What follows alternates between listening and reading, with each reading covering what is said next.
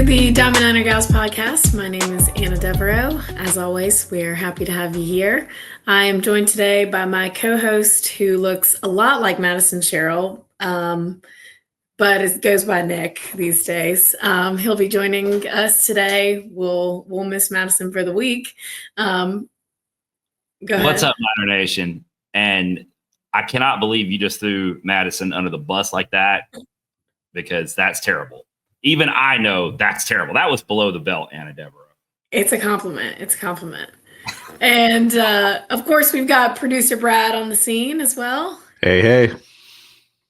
And we had a really fun weekend softball this past weekend, a week of it, really. So we're really excited to just get through all that today. And we're happy to welcome in a key part of the Charlotte staff who will be joining us today in Bailey Taylor. Yes. Hello. What's up, Coach? Well, what's up, Coach? I know. Is Coach the formal? Is that what we're calling you here? Oh, I'm good with just Bailey. You know, the girls and everybody calls me Bailey, so you guys might as well. All right. We'll keep it friendly. Yes, please. Well, cool. No, like I said, we're happy to have you on. Thanks for joining us. But in Madison's terms, we'll just absolutely antagonize every detail of your life, and everybody here will know way too much about you by the end of this, but we're going to have fun. So we'll see how it goes. That's right.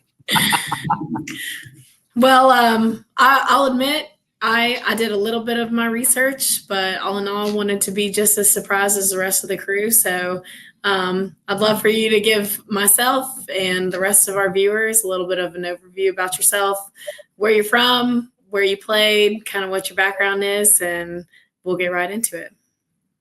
Yeah, for sure. So like she said, my name is Bailey. I am originally from Winsboro, South Carolina, a really small town. Most people have probably never heard of it before, but it's about 30 minutes right outside of Columbia. Graduated high school, went to Troy University, played there my freshman and sophomore year, and then transferred to Clemson and played my junior, senior, and my fifth year because of COVID, and also tore my ACL. So I actually played for Courtney, and that's kind of how I ended up here at Charlotte. So let's start in Winsboro, because I know where Winsboro is. Do you really? I really do. So I have two questions. Okay. One, did you, down that part of the world, you kind of either grow up, I know you ended up at Clemson, but you kind of either grow up in a Gamecock family or a Tiger family. So which one did you grow up in? And two, have you been to the Railroad Museum in Winsboro, South Carolina? Yes. So the first question is, I grew up a Tiger. So my dad actually graduated from Clemson. So I was in football jerseys, cheerleading uniforms since I was younger. And it's funny, my parents are both from Winsboro. My mom actually grew up in a big South Carolina household. Her dad went to Carolina, kind of all this and that. So I kind of asked her once I got like old enough to really understand everything, which was from a pretty big age. If you're from South Carolina, like you're Clemson or Carolina and you don't like the other one, that's kind of how it is. I asked her, I was like, did y'all like battle it out, or how'd that happen? And she goes, he was a lot bigger fan than I was, and it just wasn't worth the arguments and fighting over. And I knew I wasn't never going to win that one. So I just converted to a Clemson fan, and I was like, oh, okay. And we just all kind of laughed off. But it's funny, like I ended up graduating from there. My brother graduates from Clemson in May. And then my two older cousins that I grew up with, that we all grew up like brother, sister, they also graduated from Clemson. So it's kind of like she made the right choice, just bowing down and becoming a Tiger. But no, it was definitely Clemson football jerseys, cheerleading uniforms, basketball, tailgates, my whole time growing up. So it was really a dream come true for me to get to end up playing at Clemson. And then It's kind of like the when a Railroad Catholic Museum. Protestant get married, right? Yeah, something like that. My best friend's actually Catholic, so I You learned go about one way or all the that stuff. Yes. Somebody's got to pick a side and roll with it. Yep. So she made the right decision, in my opinion. I'm never a Gamecock. Yeah. So I interrupted you. You were about to tell me about the Railroad Museum, because this is all about what I want to hear about, Anna. So of course, hey, I'm here to listen. I told you I'm going to learn as much as I can today. No, that's funny. I have been to the Railroad Museum. I think I went when I was like, my brother's like 3.5 years younger than me. So we probably went around the time that like he could have a little bit of fun with it. So I guess when I was like 9 maybe or something like that, it was cool. It was fun. I only went once, kind of more of a ball and a sport outdoor gal than the history and the railroad museum, but it's fun. And when people like ask for stuff to do, that's one of the, if you've ever been there, I don't know if you've been there, it's one of the very few things you can go do in Winsboro. Well, because everybody wants to know this, we have the North Carolina Railroad Museum in Spencer, which is one county over from where we are in Cabarrus County. So it's probably a little more than 30 minutes away. And I have been there many times. I have not been to the one in South Carolina, but I need to put that on the list. Yeah, no, if you do, let me know. And there's 1 or 2 good spots around there to eat. I'll send you down and tell some people you're coming. Summer trip. Here we go. Yeah, for sure. My favorite piece of that is the 1 or 2 good spots, because I'm also from small town North Carolina, and anybody who is from small town anywhere knows that that's about all you're going to get. You're going to get 2, maybe 3 good spots, and that's all you can recommend. That's for sure.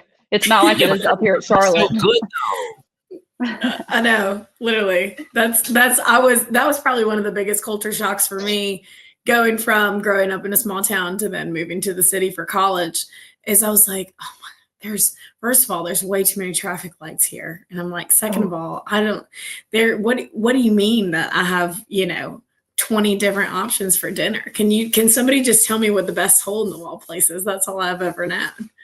But for sure, the city is a whole different world from the small town. I learned that very quickly in the traffic. Like you said, the stoplights and everything. I was like, oh my goodness. Because even Clemson was small too compared to Charlotte. Mm-hmm. I'll tell you what, though, you also got the small town experience at Troy. I went, so a friend of mine who played football at Charlotte, he works for the Troy football team now. So his girlfriend, who's a good friend of mine, are down there. I went to visit for the first time last fall, and I was like, where am I? Where do you people live? Because, I mean, I was like, you're telling me there's a university tucked somewhere around here? I mean.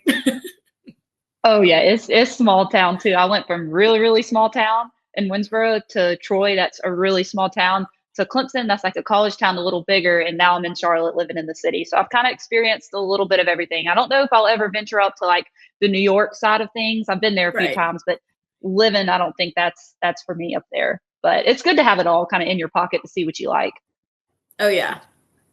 So when you were being recruited out of Troy, to Troy, out of Winsboro, like, was that kind of a selling point for you that you were used to that small town environment, and you were in Troy, you were going to another small town environment, so maybe that kind of clicked for you? Or yeah, so funny enough, I actually grew up playing a travel ball organization in North Carolina, Lady Lightning. It was kind of based out of like Salem at the time. So I grew up there. So I kind of grew up in North Carolina, honestly, because at the time where we would practice was 3 hours from my house. So when we did it, I kind of like made a weekend out of it, especially when I could drive myself instead of driving like 6 hours in a day in a Sunday, because we practice on Sundays. So I would stay with some of my friends that lived up here. But I would say, like, coming out of high school, I kind of just told my travel ball coach, I didn't want to stay in the state of South Carolina. Like, I wanted to do something different. I didn't care. Like, I love my family, but I'm not a homebody. Like, I can kind of go wherever. Like, we have phones, we have FaceTime. It's not that big a deal to me, in my opinion. I didn't really again, I didn't want to live in like a New York or anything like that, but like city or small town, I was down to kind of try whatever, and then just bounced around and ended up at Troy, and I loved it when I was there, and it was a great time. It just happened to be another small town, but I don't know. It was a good time. I loved it. They love their football down there, and I'm a big football gal, so that is true. That was an experience. I did the whole Troy tailgate experience. Then we were at the game too, and I was thoroughly impressed. It was fun. Yes. Anna, who do we have working at Troy? Dylan Ratliff. Oh, yeah, okay. Yeah. I didn't know he was down there now. I got you. Yeah, Phil Ratliff was his dad. He played at Charlotte for 4 years. I don't think he played 5. And then ended up he GA'd at Charlotte for a year, and then ended up going to Troy. So we miss him, but our whole friend group's still really close. We like I said, we made the trip last year. We do a couple friend trips every year. So we always just joke that Troy is not necessarily our destination, but No, it's a good college town. It's a good place to go visit, and the people are amazing, but maybe not for a vacation. sure. Yeah. So where can we get better food? Troy or Winsboro? Oh goodness, it's been so long since I've been to either now. Well, I guess more Troy than home. I do go home. Um, I guess it depends on what food. I feel like Winsboro is more like southern cooking, home style meals, and then Troy you can get a little bit more outside the bubble if that kind of makes sense. Mhm. Gotcha. Well, college town, I guess. Now, Yeah. indulge me one more second, since we're talking Southern food. You are right there outside of Columbia. So, are you on board with this like mustard base barbecue sauce thing? Is that No, I'm not a big barbecue sauce. I'm actually a picky eater, so I'm probably not the best person to ask this question to. okay? But I mean, as far as I know, my family eats it. We always laugh growing up. So my brother, he will eat anything and everything, and I was the picky eater, so it was always kind of the running joke of the family. It'll be like Bailey won't eat it, but Zach will. But he does eat that barbecue sauce. I will say that. So it's got to be pretty good. Okay. This Yeah. is a great segue of Madison did say when she told me she wouldn't be on the pod tonight, she was like, I really need you to bring up the fact that Bailey apparently doesn't eat like anything. And she said, I feel like it's just my duty to put in my 2 cents. And so she was like, you just gotta make mention of it. So it's like, That's so funny. can we trust your judgment of good food even though you're a picky eater? Of the bland and basic food, yes, but maybe, and I'll be honest with you, be like, oh, I like the sauce you were saying. I can't speak on it. I don't eat it, so I'm not going to tell you one way or the other. So, how does Maddie know that? Yeah, how At does she know the that? we were at the luncheon and on the Let Me Play luncheon on Thursday. And I guess Alyssa had made a comment because Bailey hadn't touched her food that they brought out. And Alyssa's like, trust me, she's not gonna eat that. And Madison said, why? Why? I don't understand. She goes, she is very particular about what she eats. So Alyssa's like, you gotta make a point. I'll have to make sure I talk to her after this for throwing me under the bus with my eating habits. We always talk about Anna that on these shows the stuff you won't find in the box score. So that's not going to be in a box score anywhere. I mean, this isn't in Bailey's bio, so you're not going to find it anywhere on that either. No. Okay. Yeah. All right. I'm done with the food detour, Anna. I'm sorry. I had to. That's all. Hey, I like it. I'm learning something too. Yeah. No, but I guess then to continue on following your timeline, you did play 2 years at Troy. Was it too small town for you, or was Clemson just an opportunity you couldn't shake, or kind of what prompted your transition to want to enter the portal and do something different?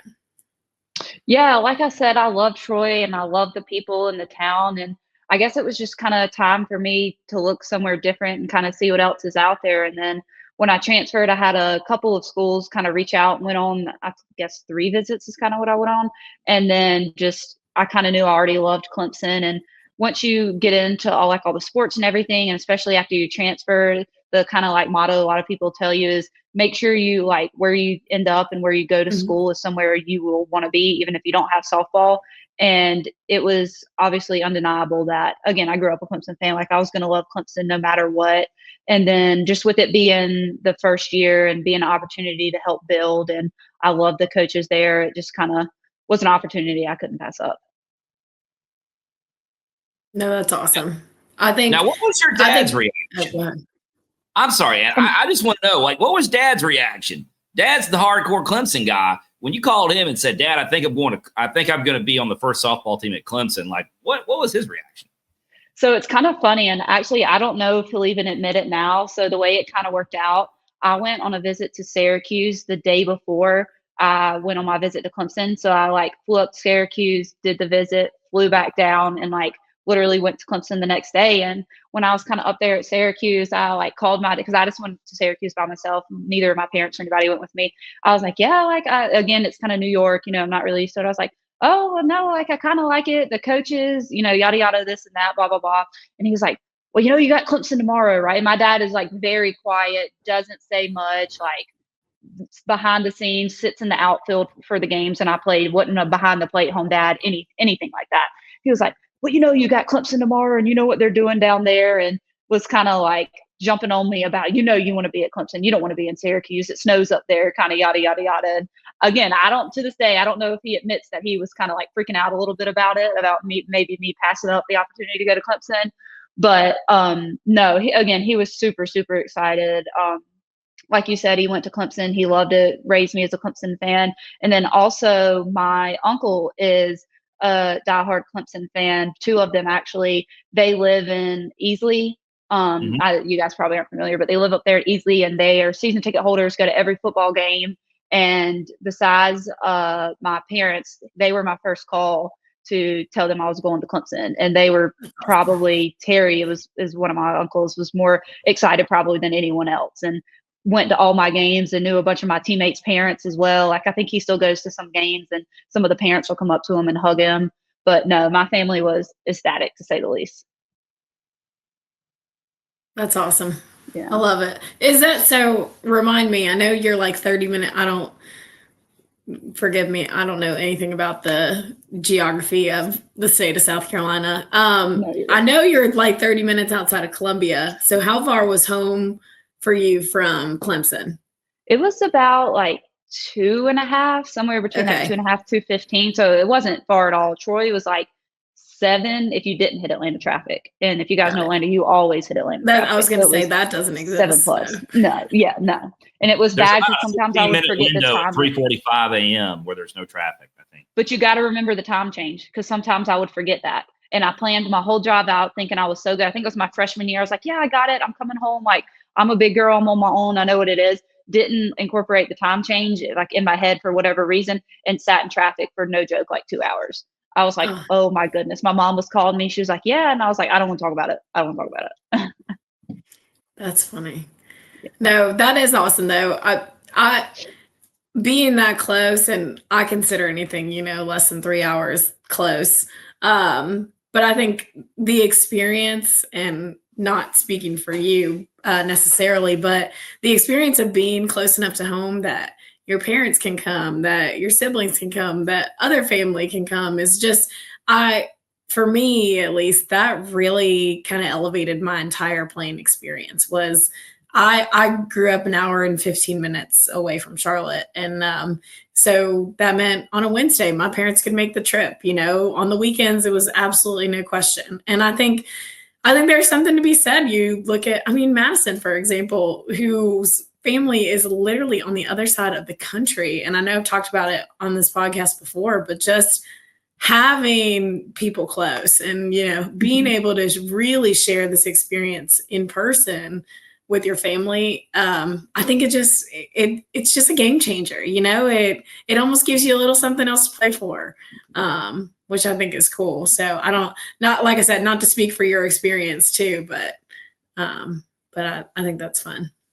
Yeah, no, for sure. When I was down at Troy, my best friend, she was from Tampa, Florida. Mm-hmm. And so I was from Winsboro, South Carolina. So she was about 7-8 hours away as well. So our parents didn't get there very often. Her brother was also playing college baseball, and my brother was still in high school playing baseball, football, and even basketball. So like the schedules are crazy, but they kind of correlated. Like, how you usually kind of like open the season up down in Florida a lot of the time. So like her parents covered a lot of those, and then Coastal Carolina was in our conference. So like my parents would come up to, like, when we would go to Coastal, and they were kind of our adopted families for at the time. But there was like a kind of a little bit of a group of us of probably like 3 or 4. A lot of the girls were from Alabama or Georgia, but it was kind of like you said, we kind of made our own like weekends. Sometimes we would go out and do our dinner versus like everybody going out with their families. And it's even sometimes like, if your families, other people's families are in town and you want to go with them, they're like, of course they'd love to have you, but it's also good to give like the family's time, their family time. Sure. You know how it is. Yep. So it was definitely different when I went to Clemson, and I was like, oh, like you said, you guys are here on a Wednesday. Like, this is so weird, kind of things like that. And it was definitely, because I'm really close with my brother. So my 5th year, my brother was a freshman. We actually lived together. Fun fact. We were in a house off campus, but they always like made the joke. My brother came to tailgates with us. Like, if he was on campus and somebody was late to practice because they had class, he would pick them up and drive them. He was at games like 24/7. He even came to some of the away games. So he kind of was always there, and it was just so different. And it was really good to have him at my games like my whole 5th year, because my whole team would look for him and be like, oh, Zach's here. And I was never the one to kind of like sit up and look in the stands, you know, and make sure so-and-so's here. But everybody would be like, oh, Zach's here. Did you see your brother wave at Zach? And I was like, oh my goodness. Hey, Zach, like the whole team loves you. It was pretty funny. I can't believe you didn't recruit him to be a manager. I mean, it sounds like he was already playing the cards as one. You know, laundry is just not his thing. I hate to break it. It's just not. I can't blame him. I can't blame him. No. Oh goodness. I looked that up on Google Maps, Anna. That was a 6.5 hours Winsboro to Troy is what it's giving me. 6 hours 23 minutes versus Clemson 2 hours and 13 minutes. There you go. Yep, that's about right. That's massive time savings. And again, that's not even taken into account, like you said, Atlanta. Yeah, I don't blame you. And then to get to come, I will say this. I probably said this on here before, like when we were talking to Courtney. We've been to Clemson multiple times over the years, and baseball and different sports. We played a football game there. We played basketball there. I am not from a Clemson family. I have Clemson friends, et cetera, et cetera. Producer Brad has some Clemson ties in his family, but I get it. When you go down there, it's welcoming. It's nice. People are friendly. Anybody that enjoys Clemson and loves that environment down there, I get it. I know why they do. It would be an easy place to be. I don't want to say get sucked into. That makes it sound like kind of like a negative connotation, but that's the only thing I can come up with. It would be easy to get sucked into that environment down there. Yeah, I'm glad you see it that way too. It's always good to hear other people's perspectives versus someone who played there and grew up a Clemson fan and all that good stuff. So I'm glad other people like it as well. I mean, and people are friendly there. I mean, it's amazing. And here's what I'll tell you. And so people can be friendly anywhere, especially when you're losing. Like when we played football down there, that was Trevor Lawrence and ETN and all that stuff, and we were of no threat to them. So everybody was inviting us into their tailgate and everything. They just feel bad for you. That's why. Oh yeah, absolutely. Yeah. I mean, we were. I mean, this. You know, we were playing against a Heisman Trophy winner. You know, and I mean, that's what it was. And so we were of no threat to them. But I'll tell you this: we went down there in 23, and we were the ones that knocked their baseball team out of that regional. And they were even nice to us after we did that. So I give them credit. All they wanted us to do was knock Tennessee out. Yeah, that's what they wanted us to do. But yeah, I mean, when people are pretty nice to you after you beat them, that's a pretty good indicator. Yeah. Oh, that's fun. I my only run-in really truly with Clemson fans is there's a handful of them in our office, and I will say they do get a little bit of a negative, a bad rep around here, just because we've got one in his office right now. I mean, everything in there is purple and orange. He's got pants with embroidered tigers on them. I mean, he's got Clemson, hey dudes. The guy loves the Tigers. And I will say, you know, for someone who didn't grow up in South Carolina at all, or especially as a Clemson fan, it'll really catch you off guard, because I'm like, so are they all like this? Is everyone like this? You know, but turns out he's just a special case, so I won't hold it against you. I will throw this out there, Anna, that Jimmy Touchstone, Clemson family, got 2 boys there now. His whole family lineage runs back through Clemson, South Carolina. So shout out to Jimmy Touchstone. Yeah. Hey, all I see is that his passion is green. And it so is. So I give him a pass. He'll correct me on this later, but I mean, like his grandfather worked on campus. I think his grandparents are buried on campus at Clemson. Oh, wow. Oh, wow. Yeah. Their Clemson roots are deep. I was going to say, talk about a bloodline. Yeah. Oh, yeah. Yeah, they are. They are, but I mean, Jimmy's a Niner, but yeah, his family roots at Clemson run deep. Yeah, that's crazy. I didn't even know there's anybody buried on campus. The more you know. Yeah. If you haven't, I'm sure there's no way you haven't met Jimmy Touchdown. So get him to tell you the whole story next time.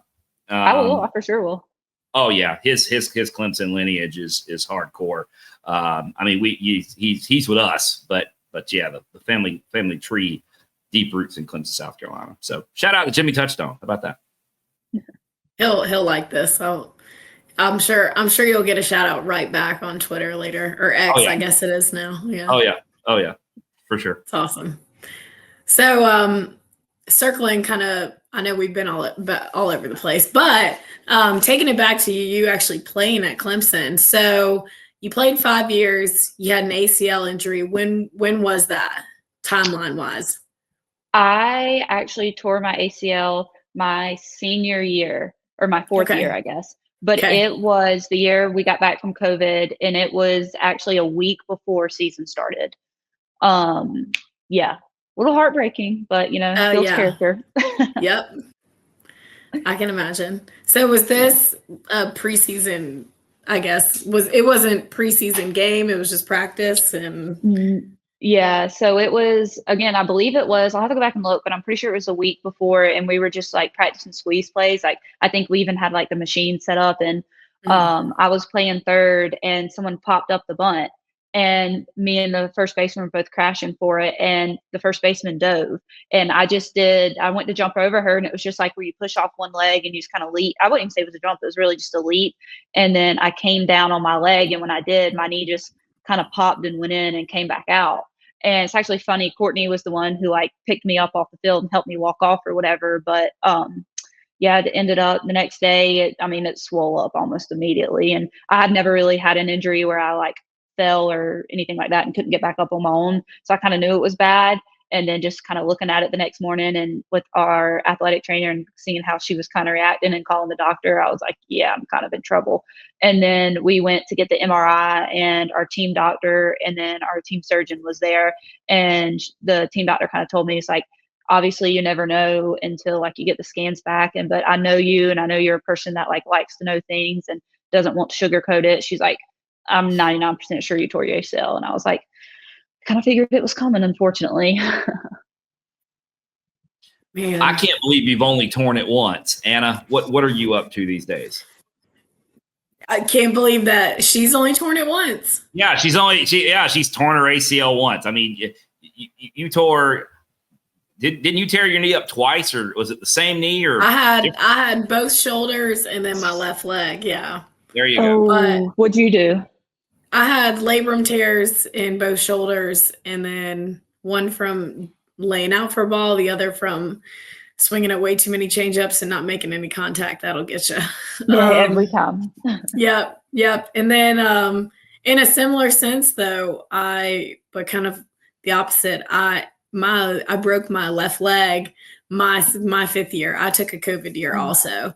So it was just, and I know, I think I've talked about injury probably every episode we've had on here, but unfortunately, but in hindsight, I say very fortunately, it's just a part of the process in a lot of ways. And, some people are so lucky that they don't suffer any kind of injury, and that's incredible. And that's all kudos to, maybe just your body composition, maybe just the way, how strong you are. And sometimes I'm convinced that it's inevitable. And I think it's character building. It's just like you said, nobody plans for it to happen that way. But, maybe you were just meant to play 5 years of softball. And it's like, yeah, that's not how your senior year was supposed to go. But how great is it that you got another shot, and I think that's really cool. So.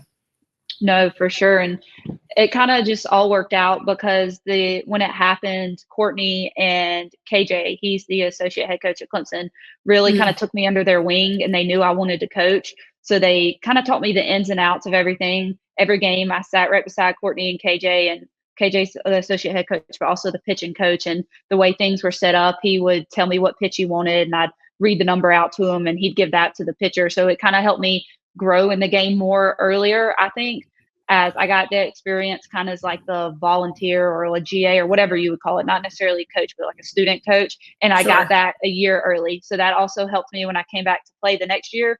And I think just gave me a step above once I actually graduated, got out, and was in the coaching world as well. Yeah. So why don't we? You mentioned we keep bringing Courtney. Courtney's kind of floating around on the periphery of the conversation here. It's like she's here with us right now. She always does, doesn't she? Let's just go ahead and hit this right on. So talk about the relationship you formed with Courtney, player coach, and now how that's evolved. Yeah, I was kind of talking to someone about this the other day, actually. The best way I can kind of describe it is Courtney is, in my opinion, someone that's very easy to gravitate towards. Like, she's very easy. I mean, you guys can probably see it. She's very easy, lighthearted, personable, fun going, everything like that. And it also probably helped that she was the only female on staff. Our director of ops was a female as well. But like from a coaching standpoint, like Jake was our GA at the time. Our volunteer, Reese, was a male, and Coach Rittman and KJ were all males. So obviously that opens the door a little more kind of further into it. But again, she was with me. I also had surgery on my arm while I was at Clemson. She was really just kind of always there for me on the field, off the field with my injury. She had gone through her stuff as well. But even just like personal life things with me, family life, she was just always someone I was comfortable going to talk to about things. And then like I said, after I graduated, I kind of jumped right into the coaching world, and she was always very supportive with me with that. And then got the call to come up to Charlotte and join her, and kind of never really hesitated. Honestly, I loved her as a player coach relationship. And then she's one of my closest friends. Obviously I love Court just like as a person. And I was like, I already know I loved you as a coach and as a person, so might as well work for you too. Probably like you as a boss as well. So I hope she'd say the same things, but it's worked out pretty well for us so far. That's awesome. That I think there's definitely those, taking it back to when you were a player, and like I said, I probably sound like a broken record because I've said these things a million times, but there's something about playing for a staff or one particular member of a staff that just completely changes the trajectory of your career and the way you view the sport, and just your outlook entirely on the experience. And I see that in Courtney. I've seen it in the entire staff. Is just, and I was so fortunate to play under a staff that made me feel the same way, and I think that there is a true testament to just being in a position to where there's somebody that is willing to grow you as a player and then now as a coach. And the fact that you've been able to experience both those things with Courtney, I think is just so cool. Like I just think that's fun. You've seen each other in just such different lights, and now you get to almost take what she taught you or even what she didn't and implement it on her own staff, which I think is just really awesome. Yeah, it's crazy. I was, again, telling somebody this, like when I first got here or something. Courtney's known me since I guess it was 19. I played for Courtney, started playing for Courtney when I was 19. So I'm 25 now. So what's that, like 6 years? Jake was the GA the first 2 years when I was at Clemson. So he's known me since I was 19. And then Alyssa was the GA my 5th year. So she's known me for, oh gosh, what's my math, like 3 or 4 years now.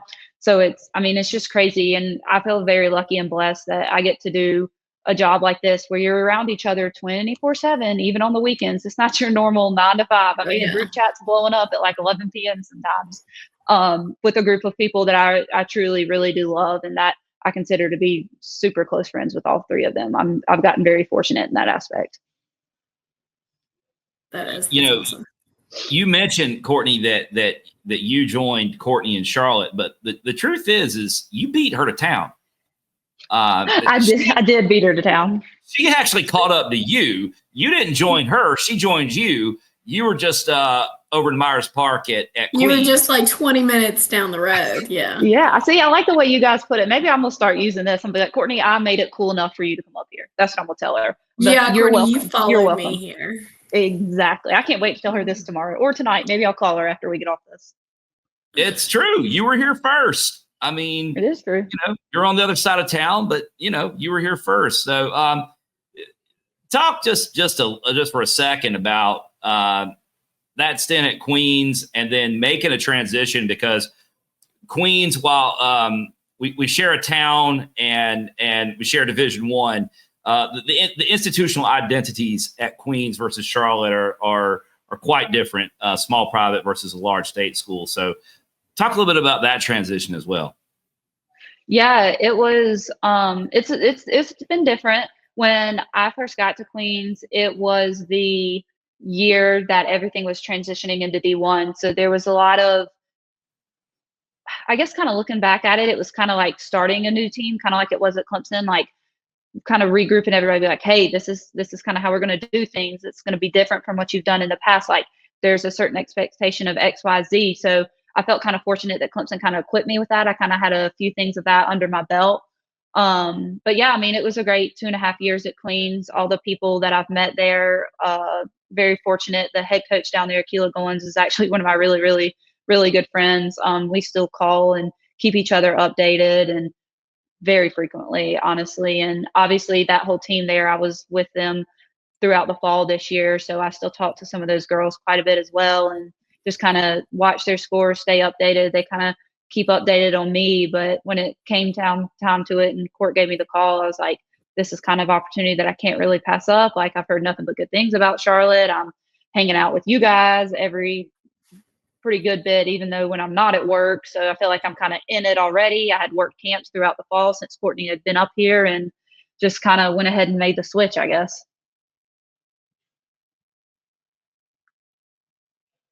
I think that's just really cool in the sense of, so now, and again, I did a little bit of research, but I wanted to come on here and learn. Were you there for 2 years or just a year? Yes. So 2 years, and then Okay. this past fall, so like 2.5. Okay. Yeah. And were they all pretty receptive? And by they, I mean the staff at Queens, of in agreement that, yeah, this is something you got to do. You be free, go move on. Was that kind of the feedback you got, or?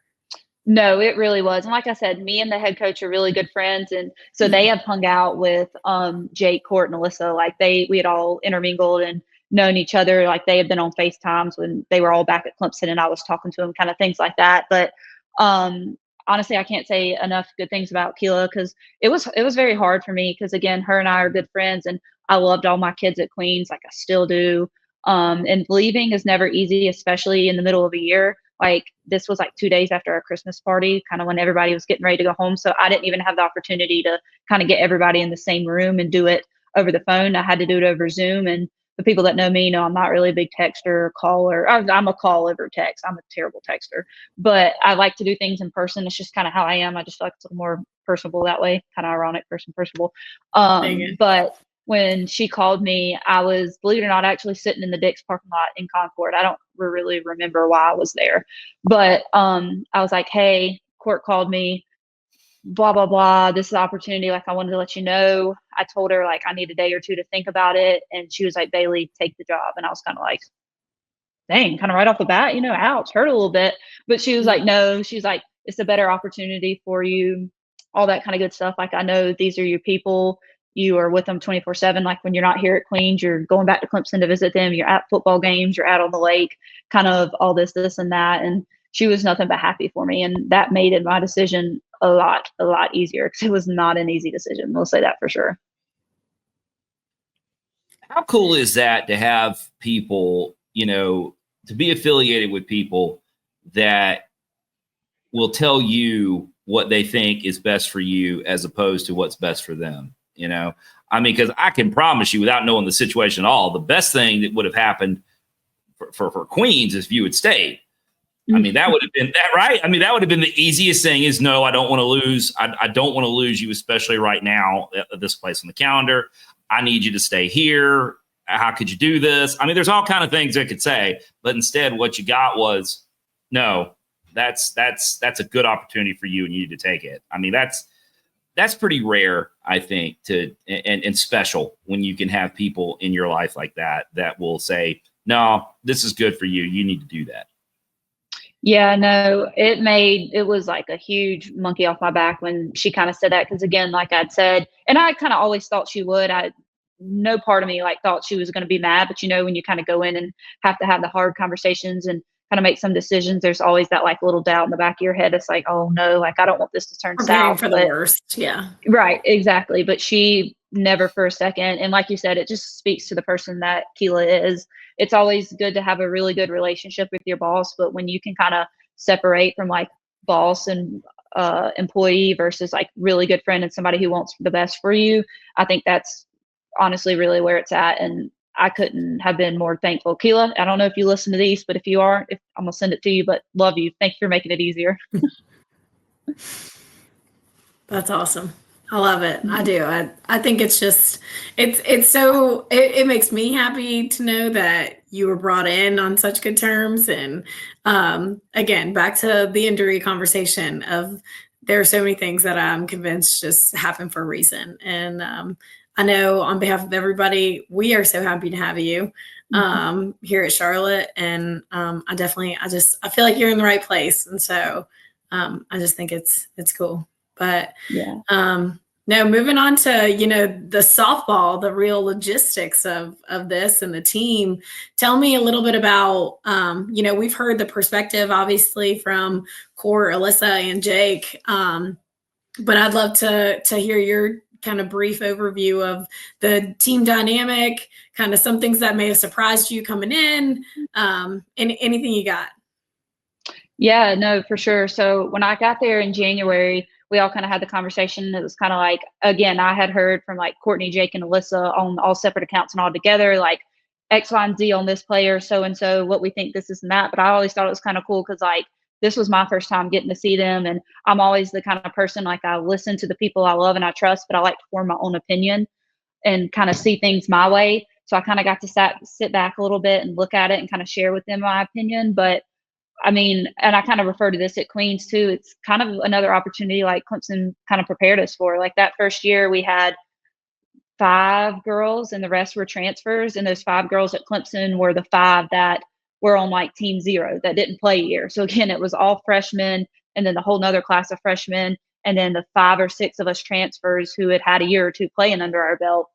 So it was kind of exciting to come in here and see the same things. Like we knew maybe to a certain extent there might be a little bit of a gelling issue because again, only 6 of our girls knew each other from the past year. And so many of these girls were freshmen and there's always an age gap. I mean, you kind of know like there's some things you do a little different than you're younger when you're a little bit older when you're in college, and then always bringing in transfers and just seeing how everyone gels together. Like I think this has been very smooth year as far as that goes, and knock on wood, and the other 3 are going to kill me if something goes wrong here. There hasn't really been any team drama. I've been on 5 teams throughout college, and I can probably say there's been more of the nonsense than anything else here. And I really think that that's part of what helps and translates and what you guys are seeing from us on the field this year.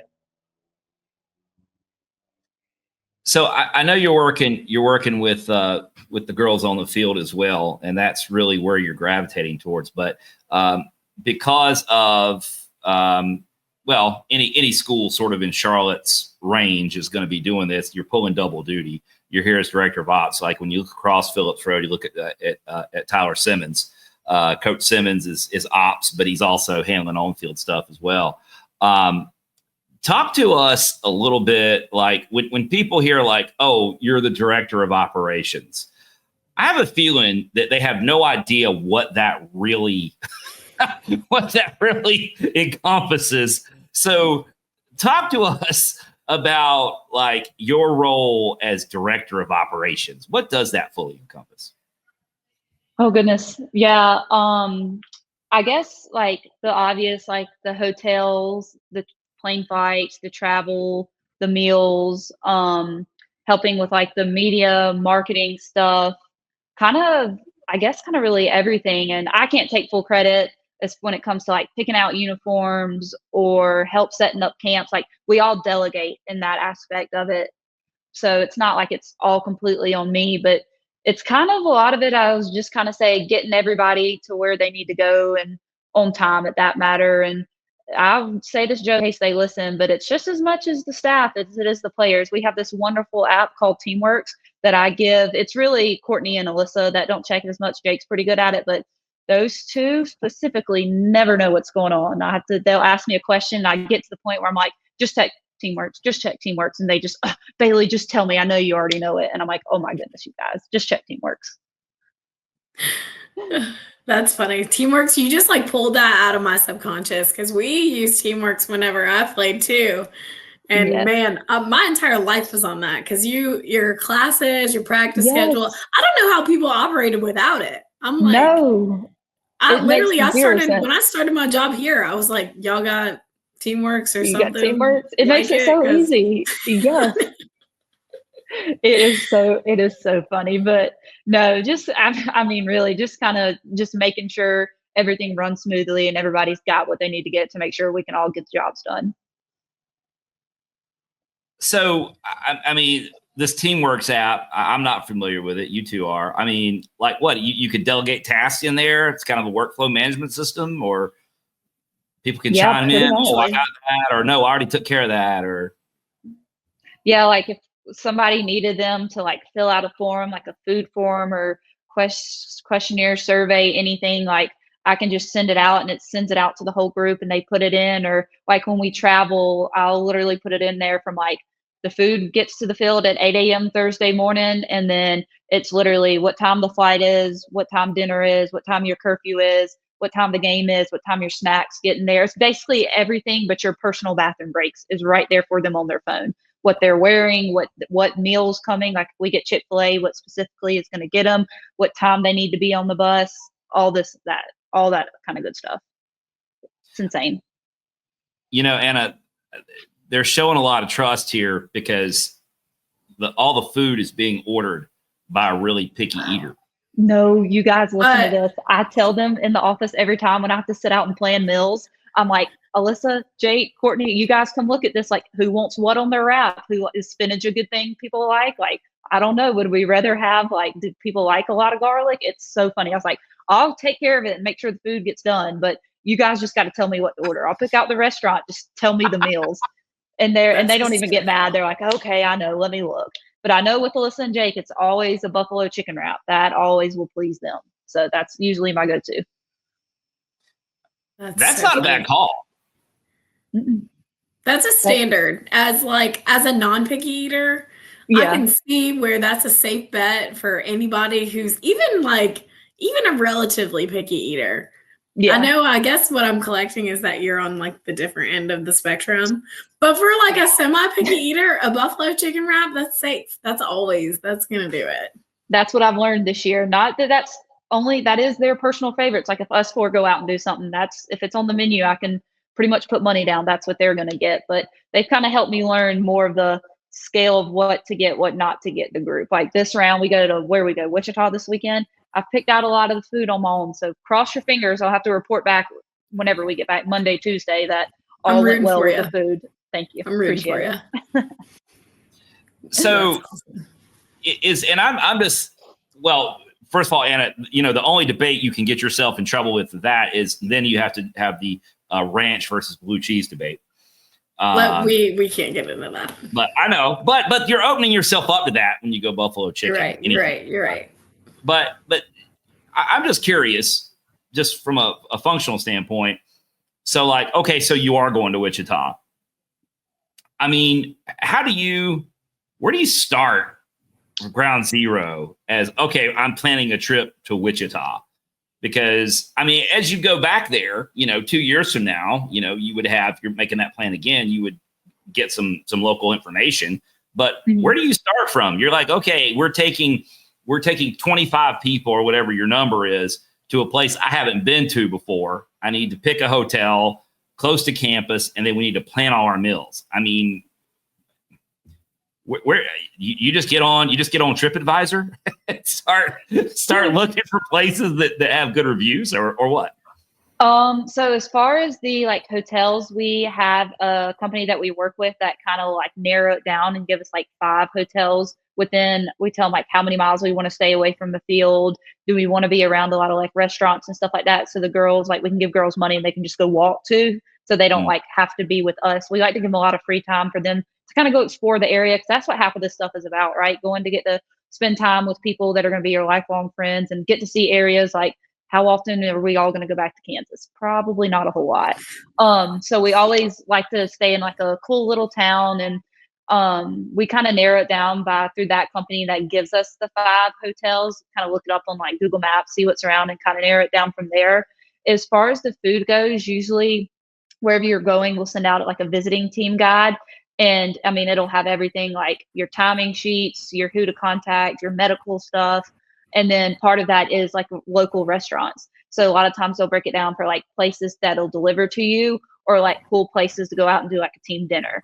So from there, it's kind of a lot of like narrowing down the options. So like, okay, so Friday, Saturday, we both play at 6 p.m. in Wichita. So we'll be done at like 8:30. We don't want to go out and sit at BJ's restaurant and have a 2.5 hour meal when everybody's tired and ready to go to bed, you know? Mm-hmm. So that'll be like games that I've kind of decided like we'll just deliver it to the field and have it so they can grab it, go to bed type things. But we also lean a lot on calling outside people that we know, like either coach at another university or have been in this conference for a while. That kind of helps a lot. It's kind of the old saying, it's who you know helps a lot, if that kind of makes sense.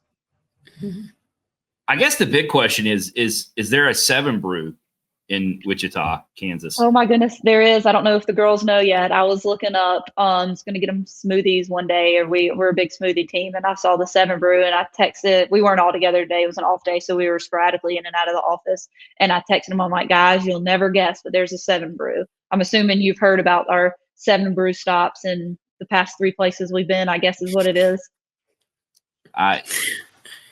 It's meant to be. It goes back to it. It was meant. You guys are meant to have 7 brew. Anna, who was that? Was that Alyssa that was talking about 7 brew? Was that last week? Yeah, it was Alyssa. Yeah, she's a big coffee gal. There's a lot of coffee gals on the team. I can respect that. I know. I love it. Well, you know, you guys got Wichita this weekend. I think it's an exciting time.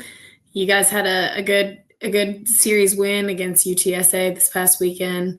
I know Friday I guess it was Thursday. Probably didn't fall the way that we wanted it to, but nonetheless, the girls, they rallied. You guys finished the weekend on a high note on Saturday, which was awesome. Correct me. We have a midweek this week? Yes, we play Elon tomorrow at 6. Okay. Yeah, I knew it wasn't on Wednesday, so that's why I was a little thrown off. But no, we've got Elon, then we've got Wichita State. I'd assume the approach is just what it has been, right? To kind of continue to fight, continue to be the team to beat.